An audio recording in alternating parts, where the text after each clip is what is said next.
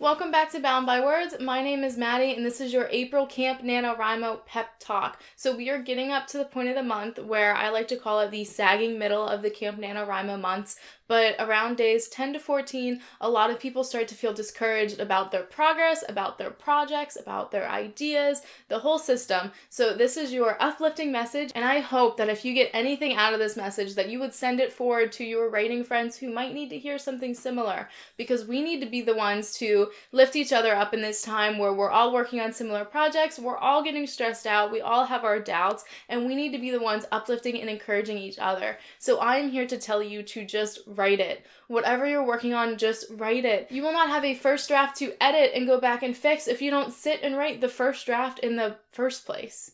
You will not have the finished edited version to send out to beta readers to get their feedback if you never finish editing it. A lot of things can be happening right now in all of your lives. Whatever you're discouraged about in your manuscript, take a minute, take a day, take a week if you need it, but I wouldn't recommend any more than that. A day would be super ideal to sit down and pinpoint what about your manuscript do you not like.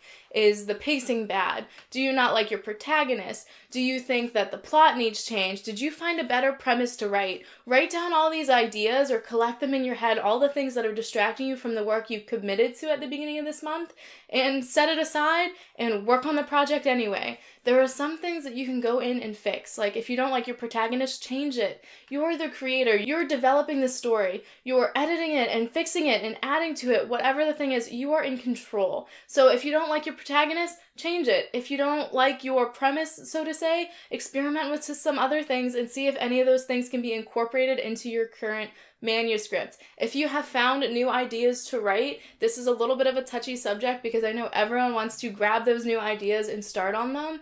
I would push to ignore them and not forget them. I would definitely recommend writing them down and recording them, but April is one small month out of your entire life. Your whole span of all the writing and creating and all the interesting things you will do, April is one small month. So commit to finishing that one project you're working on. You might have found an idea that is 10 times better, that you love so much more, but you committed to this one project in April, and you won't know if you get to a big aha, life-changing moment in your story that you're currently working on unless you write. You don't know if the last 2 or 3 days of April's NaNoWriMo are gonna give you the best words you've written in the story and giving you some guidance to rework the entire thing to make it your most precious favorite story baby. So I encourage you to buckle down, to treat yourself, take time whenever you need time off, make sure that you're being hygienic. I was interrupted by a monster. This is said culprit. Give some words of encouragement, Flurry.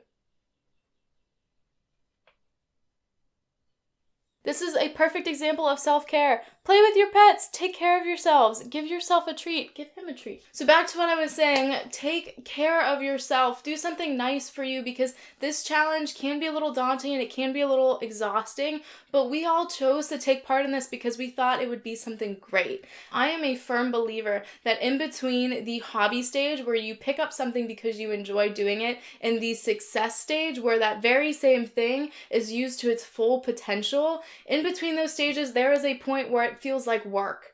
And that's when you know when you get serious. And by this I mean, if you're starting writing because you like reading and you want to be creative, the success end would be having a book published. And there is a point in between those two things. And for every single person, the point is different, but there is a point where it feels a little bit more like work than it does like fun. You'll reach a point where you're tired, you don't want to continue. It was such an exciting project, but you've maxed yourself out on words and you just can't stay focused. And wherever you are, if you are hitting this point, that means you are working towards something great. That means you are hitting the serious point where you're starting to consider things that are actually impactful. Usually for me, this happens around 25,000 words in a book where I really need to make the middle count to avoid sagging middle syndrome. It also happens again whenever I'm going through and doing my revisions because that's when you really have to work through phases. So these little ticks in between are temporary. They might be extremely discouraging, it might be uncomfortable, it might really suck the fun out of it, but if you work through them a little bit, you'll come back even stronger and even more experienced than before. And my personal experience, every time I hit one of those phases in any hobby of mine, that usually means I'm learning something that is important. So if you're writing a story and you're hitting the point where you're like, it's really not fun, I really can't figure it out, that means you need to learn a little bit more about whatever section you're on. If your climax is all of a sudden daunting and you don't want to continue, maybe you need to learn a little bit more about storytelling around the climax part. So I definitely encourage you to do a couple of things. Right now, I would pick one time to sit back down at your project. Whether it is tonight when you get home, your lunch break, whether the soonest time you can do is tomorrow morning, whatever it is, tell yourself one time that you're going to go sit down at your project and show up.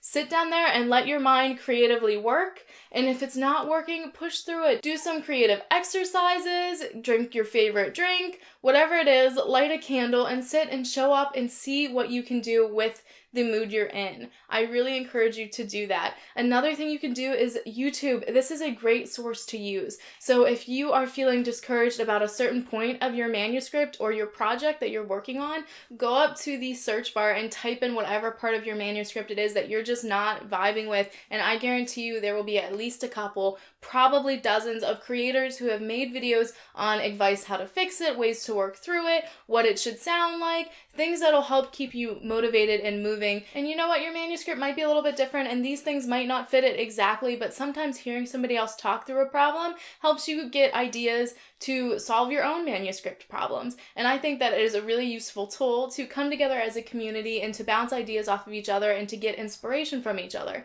So without further ado, I hope that you guys have the best writing week, and I hope that you get through this sagging middle syndrome without a hiccup. So please either forward this message or write your own handcrafted message to someone that you think needs this information. Somebody who needs a little push to sit and work out the problems in their manuscript. It could really make the world of a difference for another writer. So let's make sure that we are supporting each other. If you enjoyed this video, please subscribe and hit the notification bell. I post writerly content every Monday, and I look forward to seeing you then.